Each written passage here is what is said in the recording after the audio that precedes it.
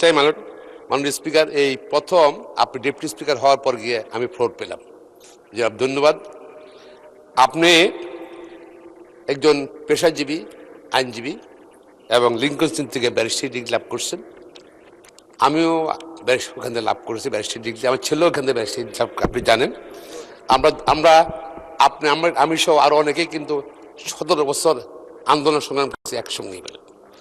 তো আপনি deputy speaker হওয়াতে আমি আমার নিজের পক্ষ থেকে আপনাকে অভিনন্দন জানাচ্ছি।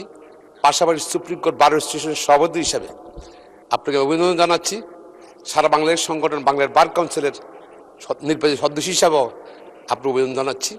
আমি আশা করি আপনার আইন পেশায় যে অভিজ্ঞতা, আর এটা আইনসভা আইন পেশায় যে অভিজ্ঞতা, সব কিছু মিলেই সংবিধানের উপর আপনার দখল, আপনি ইনশাল্লাহ আমরা আশা করি আপনি নিরপেক্ষভাবে এবং সংসদ পরিচালনা করবেন, সংসদকে আরও উচ্চ স্তরে নিয়ে যাবেন। আমরা আপনার মঙ্গল কামনা করছি।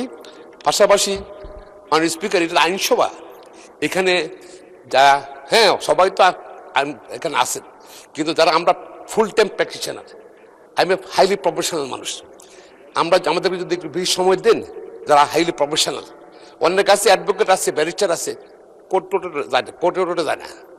আমরা কিন্তু সারাক্ষণে 33 বছর কোর্টে থাকি। তো সেখান থেকে ওই জন্য আমরা হয়তো আমাদেরকে সময় বেশি দিলে আমরা আইন প্রণয়নে আপনি সহায়তা করতে পারবো, এটা আশা করছি। আমাকে বা যারা প্র্যাকটিসিং লয়ার তাদেরকে দিলে আপনি হেল্প করতে পারবেন। আমি যে পয়েন্টে আমি আসছি, মাননীয় সংসদ সদস্য হাসান আব্দুল্লাহ সাহেব যে কথা বললেন, পরবর্তী পর্যায়ে আবার বাস হলো আমাদের মাননীয় চিফ হুইপের সঙ্গে মাননীয় সদস্য হাসান আব্দুল্লাহর সাথে। না, কোনো বাহাস হয়নি, উনি বলেছেন আর উনিও বলেছেন, বাহাস হয়নি।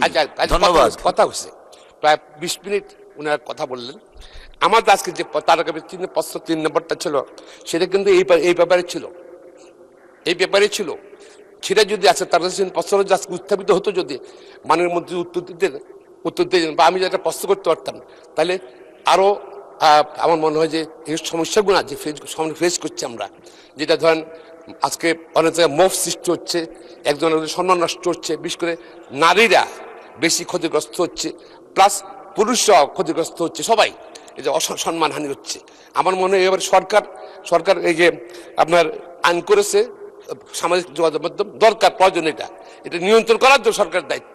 আমি মনে করি এই ব্যাপারে সরকার ব্যবস্থা নেবেন, এবং পাশাপাশি আমাদের এই প্রশ্নকারী যদি উত্থাপনের সুযোগ দেন, সম্মত দিচ্ছে নেই, আমরা তো জনপ্রতিনিধি, আমাদের যদি প্রশ্নগুলো যদি উত্থাপিত হলো, তাহলে বলতে বলার সুযোগ তো পেলাম না। মাননীয় স্পিকার আমাদেরকে ওনার সঙ্গে একমত যে আমাদের প্রশ্নগুলো উত্থাপনের সুযোগ দিলে, মাননীয় মন্ত্রী বক্তব্য দিলে জাতীয় জানলো, পাশাপাশি সরকার তো ক্লিয়ার হয় মনে করি। আপনাকে ধন্যবাদ মাননীয় স্পিকার। ধন্যবাদ মাননীয় সদস্য। আমার মনে হয় মাননীয় চিফ হুইপ এই ব্যাপারে ব্যাখ্যা দিয়েছেন। অফকোর্স আমরাও চাই সংসদ প্রাণবন্ত রাখার জন্য প্রশ্ন উত্তর পর্বটা এই টেবিল না হয়ে আলোচনার মাধ্যমে হোক, জবাবদিহিতার জায়গাটা হোক। আমার মনে হয় চিফ হুইপ মহোদয় পরবর্তীতে এই বিষয়টা আপনি অ্যাড্রেস করবেন, সো দ্যাট আমরা যেন প্রত্যেকেই খুশি থাকি, এবং মাননীয় মন্ত্রী মহোদয় যারা আছেন তারা যেন প্রশ্নর উত্তর দিয়ে মাননীয় সংসদ সদস্যদেরকে